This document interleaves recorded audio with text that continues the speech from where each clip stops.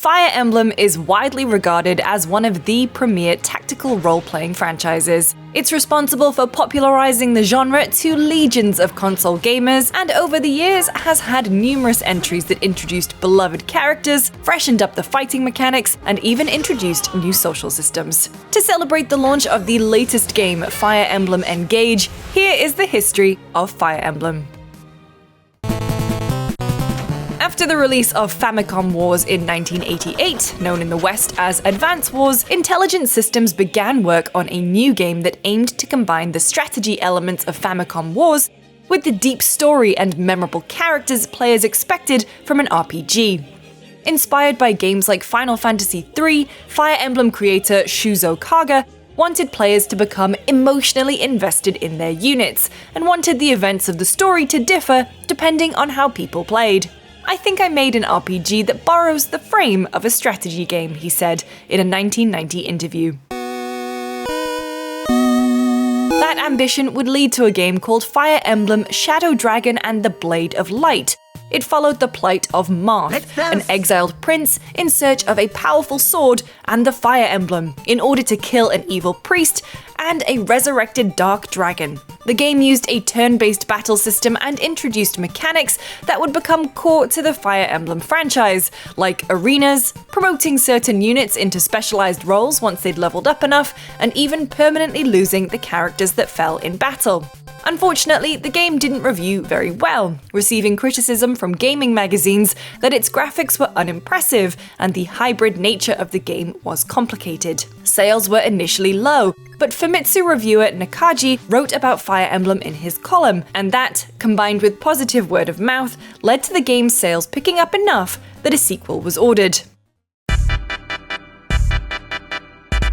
Shadow Dragon and the Blade of Light was re-released on the Virtual Console in Japan over the years, but America didn't get to experience it until 2009, when it was remade for the Nintendo DS under the name Fire Emblem Shadow Dragon.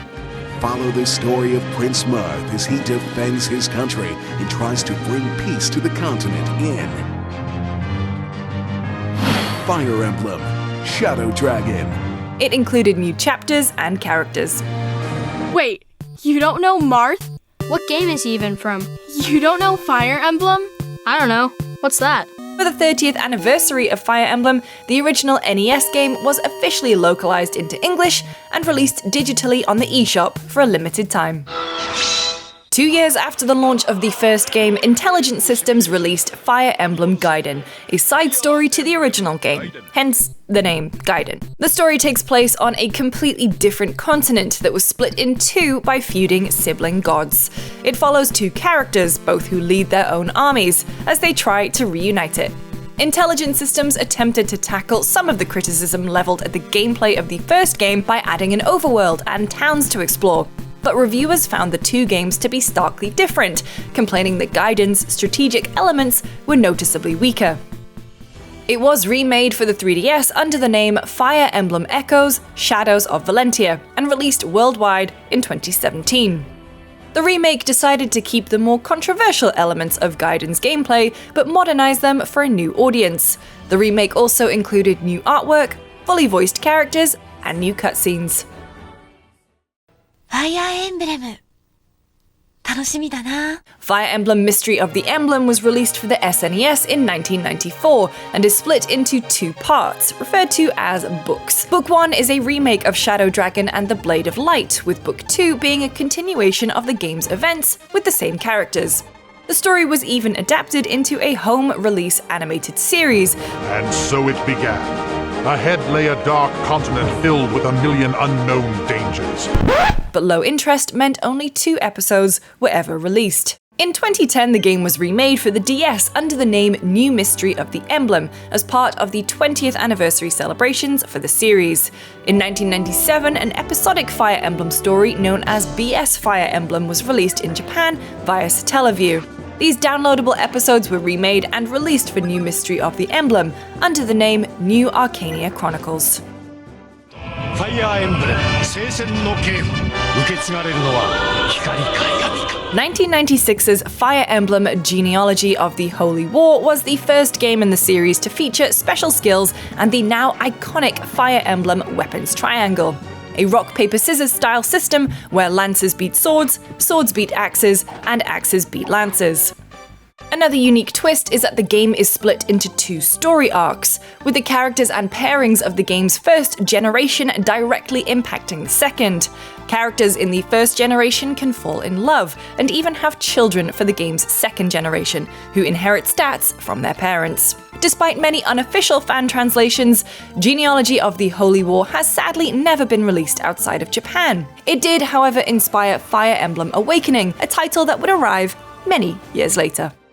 Fire Emblem Thracia 776 didn't have the easiest start. Not only was the SNES game released some years after Nintendo's latest N64 home console had hit the market, it was originally released via the Japan-only Nintendo Power service, where users would download certain SNES and Game Boy games onto flash cartridges at special kiosks in stores. A boxed version became available the next year, making it one of the SNES's swan song titles. Sadly, the game was never released outside of Japan. The game takes place during the events of Genealogy of the Holy War and introduced new gameplay features such as adding a fog of war to some maps, capturing enemies, and even a fatigue system, where units that had overexerted themselves would have to hang back until recovered. After the release of Genealogy of the Holy War, the next Fire Emblem home console release was set to launch on the Nintendo 64DD peripheral.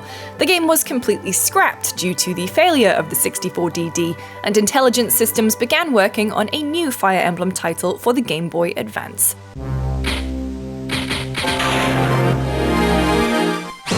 Binding Blade was the first Fire Emblem title to be released on a handheld console, launching in Japan in 2002.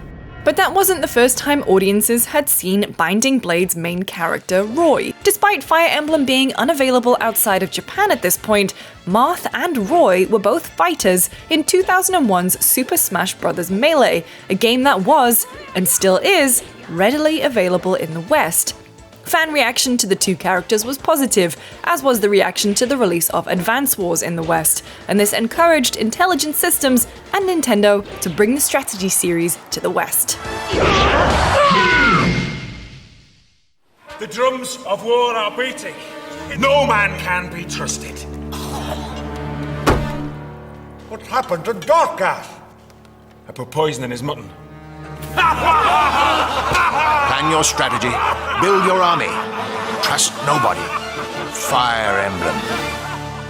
The Blazing Blade, or just Fire Emblem in the West, is a prequel to the Binding Blade and was designed with introducing newcomers to the series in mind. For example, it had a tutorial.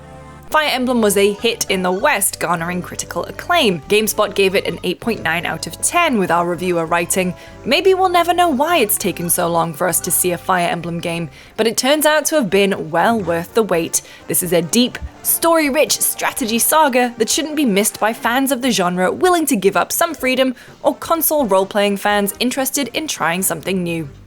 While a success, it's still important to note that the Binding Blade still hasn't seen a Western release, so Western audiences are still technically in the dark as to how future events with these characters would unfold.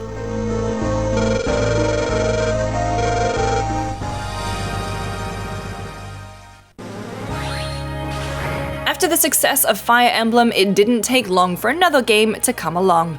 Fire Emblem: The Sacred Stones launched the next year in Japan and in early 2005 in North America. A notable addition to the Sacred Stones was a freely traversable world map, allowing players to move around chapters and engage in skirmishes, which, for better or worse, meant that players could easily overpower their army if they were struggling and avoid some of the tactical elements of the game.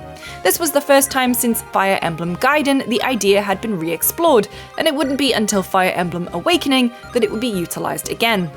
Sacred Stones reviewed really well, but was criticized for reusing graphics and sound from 2003's Fire Emblem and not evolving the gameplay much. GameSpot's Greg Kasavin wrote, "One could easily assume that a portable game such as this couldn't live up to the depth and quality of a full-blown strategy or role-playing experience on consoles or the PC, but in that case, one would simply be mistaken." Path of Radiance launched worldwide for the GameCube in 2005 and made the jump to 3D. While it was something new for the series, there was criticism that the presentation lost some of the charm of the 2D games. The gameplay saw a lot of minor but welcome adjustments, like awarding bonus XP that you can use on your weaker backline units, and a new shape-shifting race that can't attack in their humanoid form, but present much more of a challenge after they've transformed. Players who owned Game Boy Advance Fire Emblem titles could even use the link cable to unlock bonuses.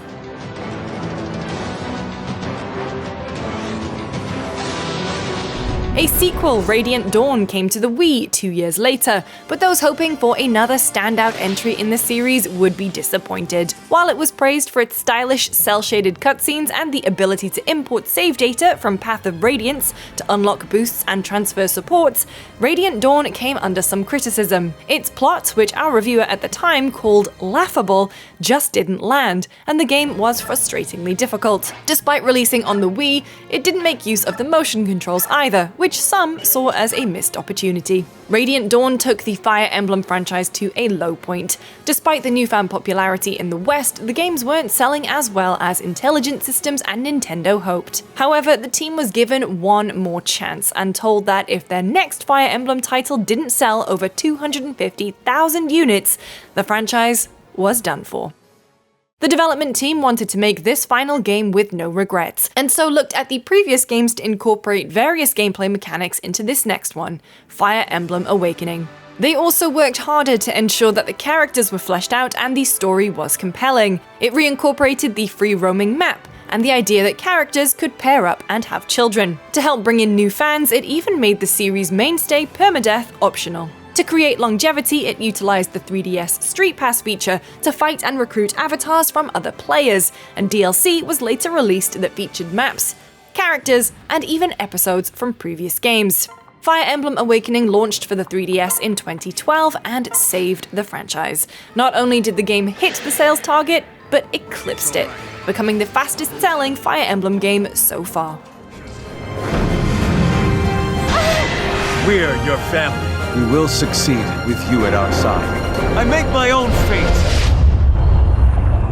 Fire Emblem Fates for the 3DS took a page from Pokemon's book for its release, in that it has two versions, Birthright and Conquest. Each version is dedicated to a kingdom, which is at odds with the kingdom represented by the other game.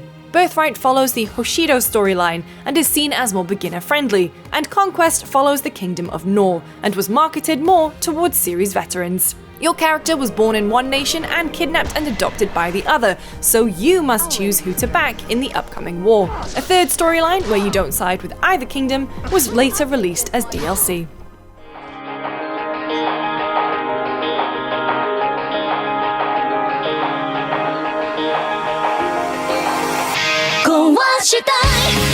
Spin-off time! Tokyo Mirage Sessions is a Fire Emblem and Shin Megami Tensei crossover game for the Wii U that was later ported to the Switch. Taking place in a modern Tokyo, Fire Emblem heroes and villains appear as mirages, with the dastardly villains stealing people's creative spirit in a bid to take over the world. The Shin Megami Tensei and Fire Emblem heroes team up, with the latter acting similarly to the demons or personas from the SMT and Persona games to the former, laying the foundations for the game's combat. Fire Emblem Heroes is a free-to-play iOS and Android spin-off with gacha mechanics. While typical Fire Emblem strategy combat is there, you need to earn or pay for orbs to add heroes to your team. What is it, Lissa? Your body. It's all aglow with a blue light, Chrom. Another spin-off, Fire Emblem Warriors, is a major departure for the Fire Emblem series, as it casts aside turn-based tactical combat to adopt the hack-and-slash Muso system format that is the specialty of the game's co-developer Omega Force. It also takes place in an alternate dimension. Sadly, despite all its exciting ideas, Fire Emblem Warriors didn't set the world on fire, as it was filled with frustrating performance issues and poor AI. Nevertheless, some longtime Fire Emblem fans enjoyed the fresh ideas, even if the execution had its faults. While Fire Emblem spin-offs and collabs were plentiful, fans were getting antsy for another mainline Fire Emblem game.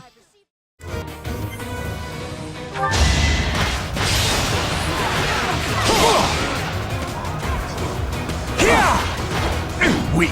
In 2019, their patience was rewarded with Fire Emblem Three Houses for the Nintendo Switch. Players are cast as Byleth, a mercenary turned teacher of one of three houses, see what they did there, at Garreg Mach Monastery. The game mixes classic tactical Fire Emblem combat with more social sim mechanics. Between fights, you're free to roam the monastery to get to know the students, as well as teach them lessons to improve their stats and help them specialize into roles. With 3 routes to take through the game, this encourages replayability, as different units and story elements are available depending on which house you take under your wing. Critics praised the balance of the school phase and the combat phase, with our own review commenting that the game's rewarding gameplay loop and fleshed out characters made it hard to put down.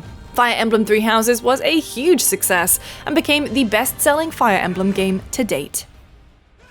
The characters of Three Houses proved so popular that a spin-off Warriors game was released in 2022, with them in the spotlight once again. In Three Hopes, Byleth takes the antagonist role, as the appearance of your new playable character Shez has messed up the timeline. While combat is familiar to anyone who has played a Warriors game before, Three Hopes did add some Three Houses-inspired downtime between missions to help you get to know the characters better and upgrade your facilities, making it a welcome game for those who wanted to see more from the Garreg Mach students. Which brings us to Fire Emblem Engage, the latest mainline Fire Emblem release.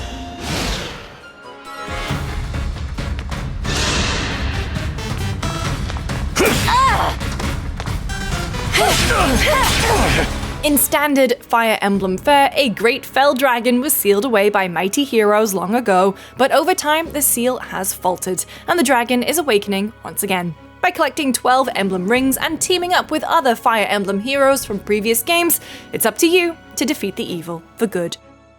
So there you have it, the history of the Fire Emblem series from 1990 all the way to present day. For more on Fire Emblem Engage, including our review, make sure you subscribe to GameSpot on YouTube and check out GameSpot.com. I'm on Twitter at LucyJamesGames, and I'll see you next time.